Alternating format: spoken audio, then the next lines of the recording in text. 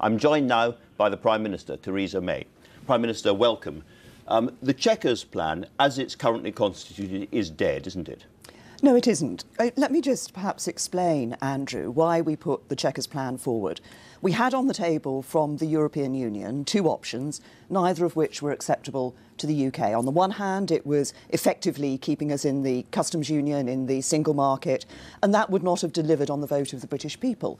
On the other hand, it was offering a free trade agreement, a basic free trade agreement for Great Britain, and carving Northern Ireland out of the rest of away from the rest of the United Kingdom. Neither of those were acceptable to us. So we said no. We will put our plan forward. We will put a plan forward that's ambitious for Britain, that delivers on the Brexit vote. It ensures there's no free movement. We keep control of our borders, control of our money by not sending vast annual sums to the EU every year, control of our laws by no longer having the European Court having jurisdiction in the UK. But in doing that, it deals with the issue of no hard border between Northern Ireland and Ireland, protects jobs and protects our union. Well, there is a very comprehensive explanation of Chequers. You say it is not dead, it's resting. But if it's only resting, can I ask, are you prepared in any substantive way to alter your plan to get an agreement? What I've said to the European Union is very clear. They've said they have some concerns with the proposals we've put together. Let's hear what those detailed concerns are. If they've got counter-proposals, let's hear what those counter-proposals are. But what I'm clear is that what we've put forward is in the national interest, and we did it because what the European Union was offering us was unacceptable. And you're in a listening mood. Are you then in a moving mood as well? Let's hear what the European Union's concerns are with the Chequers plan. At the heart of the Chequers plan is a free trade deal, a free trade area, and frictionless trade. I think it is frictionless trade that ensures we can maintain our guarantee to the people of Northern Ireland of no hard border between Northern Ireland and Ireland. And Chequers, at the moment, is the only plan on the table that delivers on the Brexit vote in the way I've set out, and also delivers for the people of Northern Ireland. So they said at Salzburg fairly clearly that what they wanted was more and stronger language on the common rule book about regulations and so on going forward. Having listened, are you prepared in any sense to compromise? What I'm saying to them is if you've got concerns, let's hear what the detail of those concerns is. I come back. Are you prepared to compromise then? Let's hear what the detail of those concerns is. If they've got counter-proposals, let's hear what those counter-proposals are. They've said there's much about the Chequers plan that they can accept and that they want to talk through with us. So where they have problems, let's actually hear them. And then, it's only then, Andrew, that you can actually identify what the issue really is, where there are issues that lie behind this. But also, it's pretty pointless if they're going to come forward with their ideas if you're then going to completely ignore them. So I ask again, are you prepared to compromise once they have come forward with some ideas? Well, I'm not saying I want the details of the compromise. I just want to know what your mood is. Well, what my mood is to listen to what the European Union have to say about their concerns and then to sit down and talk them through with them. Now, they've made some statements about their concerns, which we actually think we have counter-arguments for. We think that we are putting forward a proposal that will maintain the integrity of the single market from their point of view. What we're talking about is a different arrangement.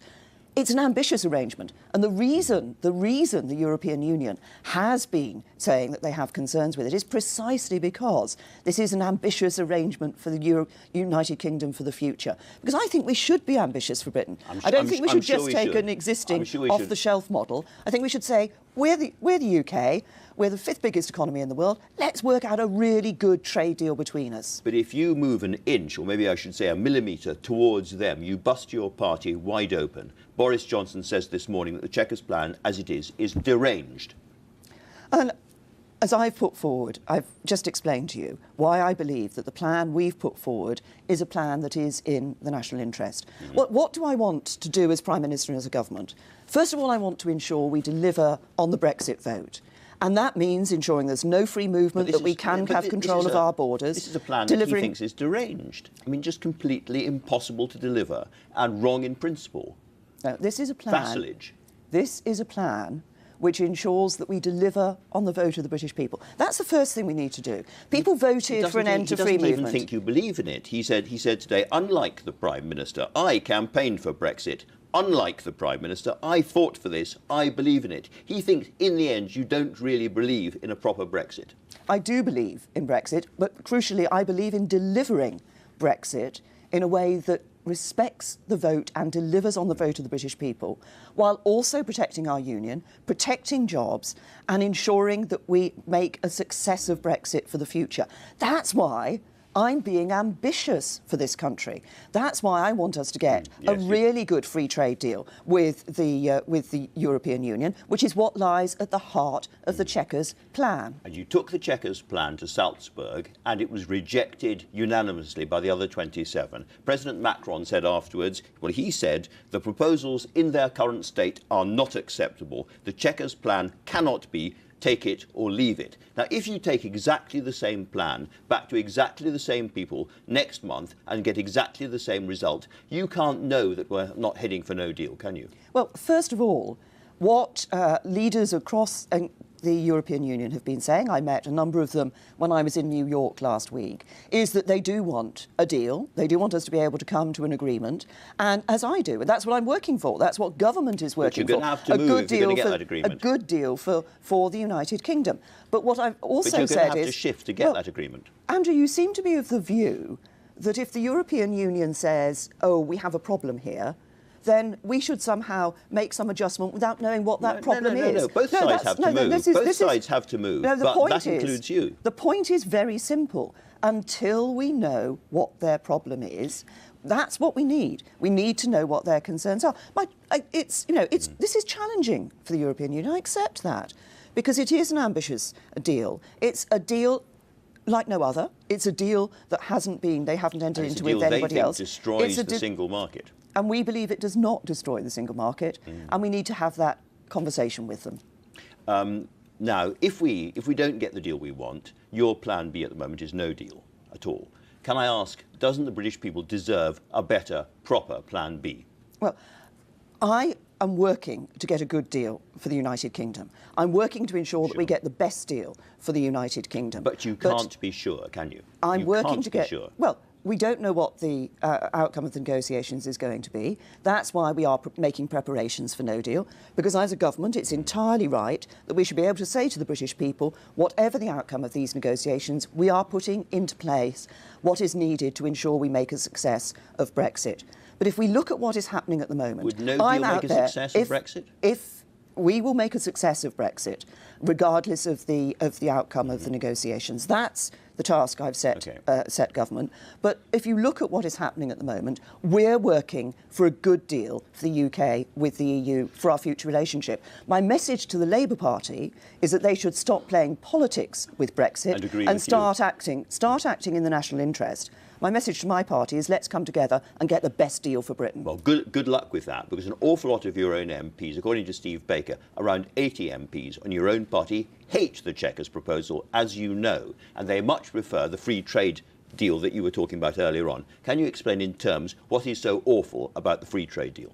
Well, Chequers is a free trade deal. I'm talking about the so-called Canada style, you know very well. Come on, you know I'm talking about the Canada style free trade deal. I think this is important because people often differentiate Chequers from a free trade deal. At the heart of Chequers is a free trade deal. Now, if you look at the issue on the so-called Canada, surely. At the heart of Chequers is a free trade deal. If you have a trade agreement you have to agree the rules you're going to trade with them on. You've asked about Canada. You've asked about Canada. Yeah. First of all, Canada for the UK is not on the table from the EU. What's on the table is a basic free trade agreement for Great Britain, with Northern Ireland remaining in the customs union, remaining in the single market, which they say and would effectively be generous and no tariffs and very easy, frictionless trade and all of that. They make it sound quite good. You wanted me to explain Canada. Yeah. Perhaps I can complete my explanation. Sure. What they have on the table is a basic free trade agreement for Great Britain, Northern Ireland remaining in most of the single market and the customs union, effectively creating a customs border between Northern Ireland and the United Kingdom, effectively carving the United Kingdom into two customs territories, carving Northern Ireland away from the rest of the UK. That is unacceptable to us. But if you look at Canada as well, as a free trade agreement, what Canada does is it would mean that there would be checks, regulatory checks, customs checks at borders. The Northern Ireland border, the Dover-Calais border. All right, so you don't like the Irish border question. If we leave on no deal, WTO rules, does there have to be a hard border in Ireland? We are very clear. First of all, you said I don't know. Does there have to be a hard border? Can I just? But your phrase you used was that I didn't like the Irish border. This is about the people of Northern Ireland who are part of the United Kingdom. It's about standing up for the whole of the United Kingdom. And we have been very clear from our point of view that we do not want to see a hard border between Northern Ireland and Ireland. But if we leave on so-called no deal, WTO rules, that does mean an Irish border, doesn't it? We've checked with the WTO, it does mean a border in Ireland. There are certain WTO rules. We are committed to making sure that we can provide that guarantee to the people of Northern Ireland. Now, nobody wants a good deal with the EU better than I do. Yeah. And that's why I'm working hard for that good deal and ensuring that we can deliver for every part of the United Kingdom. But if we leave without a deal, you cannot guarantee that there isn't a hard border in Ireland, can you? We are working to make sure that we leave with a good deal. Yeah, that's what my focus is on. But if we leave without a deal, there will be a border in Ireland, won't there? If we leave we should have them. If we get to the point of no deal, we're making the preparations because we don't know what's going to come out of the negotiations. If we leave with no deal, we, as a United Kingdom government, are still committed to doing everything we can to ensure there is no hard border between Northern Ireland and Ireland. So you'll try, but you'll inevitably fail because on WTO rules there has to be a border, and we should level with people and explain that. As I say, as a United Kingdom government, we remain committed to doing everything we can to ensure no hard border between Northern Ireland and Ireland. There is only one plan on the table at the moment that provides for that frictionless trade across the border between Northern Ireland and indeed between the United Kingdom's other borders with the European Union. Okay. And that is the plan that the UK government has put forward and which has become known as the Chequers Plan. But you are telling people at the moment that if you don't get your way, the answer is going to be no deal. And people are beginning to get very worried about that. And I want to examine exactly why. If, for instance, we did what you don't want us to do, I do understand that, and did the so-called Norway model, stayed inside the EEA, our domestic product would fall by 1.6, nearly 2% over 15 years. That is a really bad drop. If we went for the Canada deal, that kind of free trade deal, it would fall by nearly 5%. Really serious. But look what happens if we go out with no deal. It falls by 8%, nearly 8%, 7.7%. That is pretty catastrophic. That goes alongside all those people actually running businesses.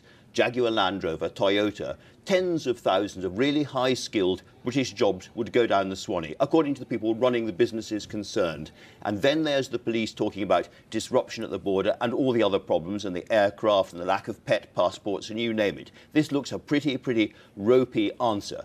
And yet this seems to be your plan B. And so I say again, don't the British people deserve a better plan B? I think what you've just been arguing for is the sort of plan that the United Kingdom government's put forward in the Chequers Plan, which actually delivers on the frictionless trade, which businesses such as those you've cited have raised as one of their issues. So it protects jobs, protects livelihoods here in the United Kingdom. It also delivers on the issue of the border. You don't have to go for the worst option, do you? No. You don't have to go for WTO rules. What we're doing at the moment, Andrew, is we're in the final straits of this negotiation. Now, I always said it was going to be tough, and it was always going to get toughest towards the end of the negotiation. But we're continuing to focus on getting a good deal for the UK. Now, that's about understanding where the EU has concerns with the proposals we've put before them. It's about understanding what their counter-proposals might be. But what drives me, what drives the government, is the national interest. That's why I'm saying to everybody in politics today, let's focus on the national interest. Okay. Let's focus on ensuring that we're all working to get the really good deal that this country deserves.